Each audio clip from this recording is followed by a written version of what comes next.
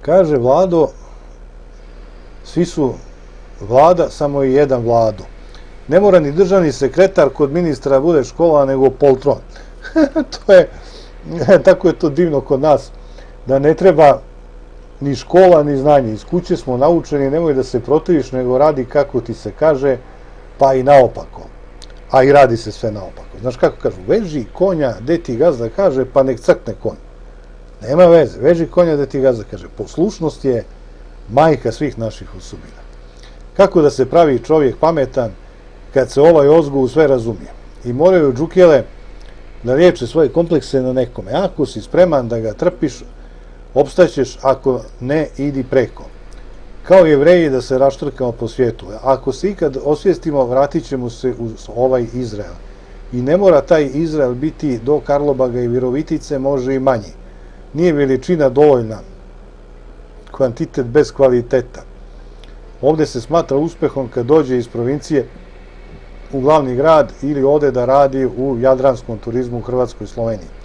Kao da je nešto bolje tu nego u provinciji. Koliko vidim, kod nas se sprema otimanje dece i gej brakove, usvajanje dece od strane homoseksualaca. Treba nam socijaldemokratija. Ne naslanjanje na jugoslovenski ili neki drugi socijalizam koji smo poznavali do sad. Treba biti otvoren za sintezu i levih i desnih ideja, ako je nešto bolje nego što imamo, treba uzeti.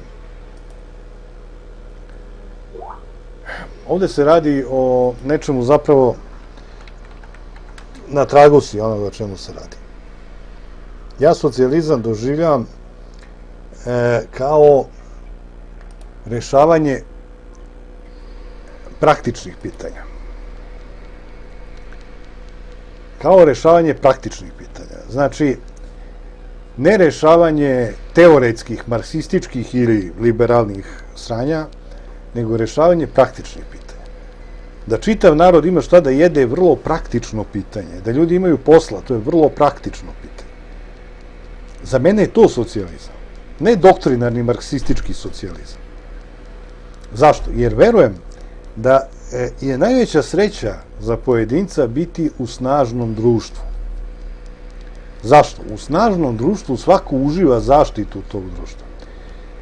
U lošim, raspadnutim društvima, kao što je ovo naše, koje više nije ni zajednica, ni društvo, ništa, svako se nada da će nešto napraviti tako što će nagaziti ostale, što će upropastiti ostale.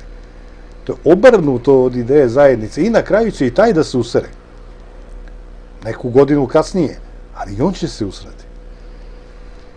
Dakle, težiti snažnoj zajednici, težiti snažnom društvu, jer u snažnom društvu interes pojedinca je mnogo bolje zaštićen u snažnoj državi nego u ovakvoj državi. Ovdje interes pojedinca danas zavisi isključivo od toga gde je u lancu ishrane. Ako je nisko u lancu ishrane, on je posljednji u redu kod lekara, posljednji u redu u prodavnici, posljednji bilo gde. Njega niko ne ferma ni za šta. To je to. To je tako. A ovo što si rekao, jednu lepu stvar, sad jedan trenutak se vratim na to. Dobra ti je misao bila zapravo da ćemo se vratiti jednog dana iz inostranstva u Jerusalim. Jevreji su imali dva ropstva i psalmi pevaju o tome. Pročitajte psalam 137, tu je ona pesma, ko se seća Bonnie M grupe, pa pored reka Vavilonskih, By the Rivers of Babylon. To je psalm 137. Ako te zaboravim, Jerusalime, neka mi se desna ruka osuši. To su jevrejske priče. Oni su pobedili, posle tog ropstva su pobedili tle i postali su odvojeni od tla. Više im ništa nije značio ni Jerusalim. Ali, Srbi još nisu došli do te tačke. Nama Srbija znači. Zašto nam znači? Ne znam. Pričao sam više puta o tome. Vi imate neke horde koje se kreću prostranstvima bez smisla, bez cilja.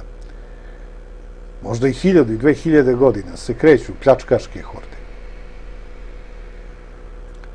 I onda u nekom trenutku one se sretnu sa nekom zemljom, sa nekim tlom.